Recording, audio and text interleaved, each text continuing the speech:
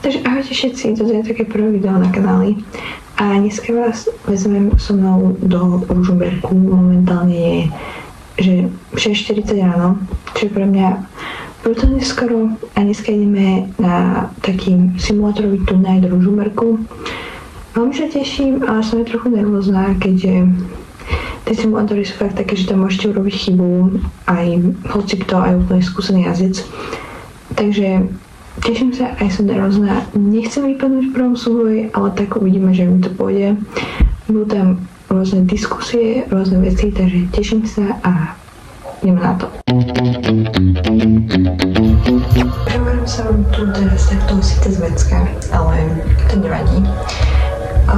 Teraz mal začať rozhovor s Maťom Holom, ale prvým to mala byť nejaké tej trény. Ale zatiaľ sa to nič nedeje a už sme tu skoro pol hodinu, aj viac, už aj hodinu. Takže tak.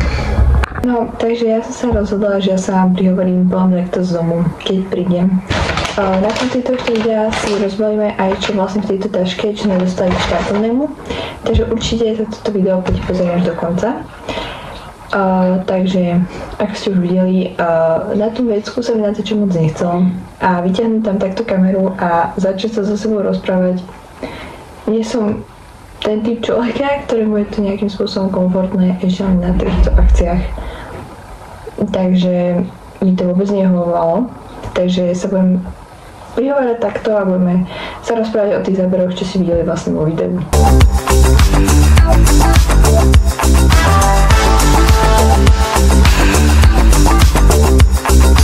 V tréningových jazdách už mi bolo vlastne celkom jasné, že koľko tam mi odbila, že aj sa mi dneska úplne nič nepodarilo, ale tak išla som s tým tam, že idem niečo vyskúšať a keď to nepovie, tak to nepovie, proste mi to jedno. A hej, no a po tréningových jazdách vlastne došiel aj jeden z dôvodov, prečo som tam chcela ísť, lebo tam boli vlastne rôzne diskusie, jak už som spomínala, Maťo Homola, Junior Rally program a tak ďalej. Takže ja som hlavne chcela vidieť tie také diskusie, rozhovory. Takže bola diskusia vlastne s Maťom Homolom, ktorú som ale celú vlastne prepasla, keď som jazdila. Nevadí, ale mám fotku s Maťom, takže som za to veľmi vďačná, som veľmi spokojná a Maťo, ďakujem. Potom sme sa vlastne presunuli k jazdeniu, kde sme išli vlastne na základe, že 8 finále, štvrťfinále, semifinále a finále. Išli sme ale tak, že najrychlejší s najpomalším, takže si viete predstaviť, že ako to dopadlo. Nevadí, snažila som sa malú polkový náskok, tak nevadí, ale čo už proste na novej trati, ktorá bola fakt brutálne komplikovaná, ináč musím ľudia povedať, že porobili tam aj iných chybu, aj dosť skúsenejší ľudia, boli tam ľudia, ktorí teraz ďalšie skrát viac. Ja tak často na simulátor nechodím. Ja som chodila na simulátor len teraz posledný týždeň, že fakt často, ale niekedy tam nie som aj 2 týždne. Bola to proste nemám čas, lebo to nie je moja priorita. Ja sa sústredím na karting. Nič viac.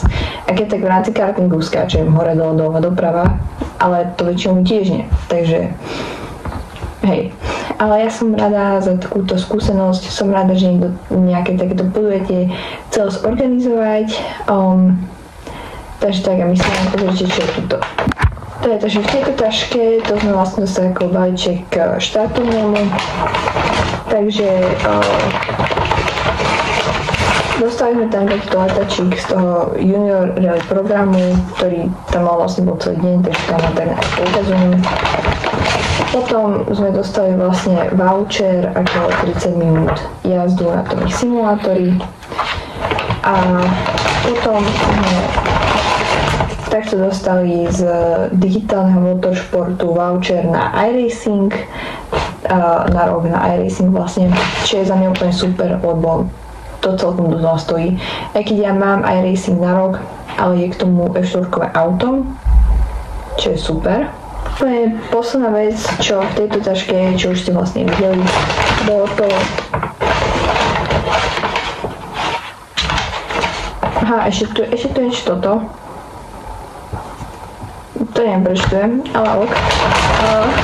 A potom sme ešte vlastne dostali toto na celý deň, keď sme tam boli vlastne. Mali sme ešte k tomu čo všetko sme vlastne mali v rámci toho štartovného bol tento balíček. Celý deň zadarmo, keďže to bola vlastne taká kaviareň, nech ste mohli byť, tak sme mali zadarmo my jazdci čaj, kávu, všetko pitie, lebo občasne tam nebolo. A bola vedľa reštaurácia, ale vlastne všetko pitie v rámci závodu sme mali zadarmo, čo bolo úplne super, keďže jeden čaj tam stal 3,80. A no, ja si myslím, že je to fajn iniciatíva a určite to odporúčam, že keďže si to chcete vyskúšať, tak nech sa páči. PD Drive Club v Ružomberku, myslím si, že je fajn. Keď nemáte doma simulátor, ste blízko, vyskúšať to, je to pohybové, 3 obrazovky. Také nemajú ľudia doma, takže myslím si, že za vyskúšanie to stojí. A ja som rád, že sledovali toto videjko. Bude ich viac, budú na týždennej báze. Ak na to nezabudnem, ale nezabudnem. Takže ja vám ďakujem a ahojte.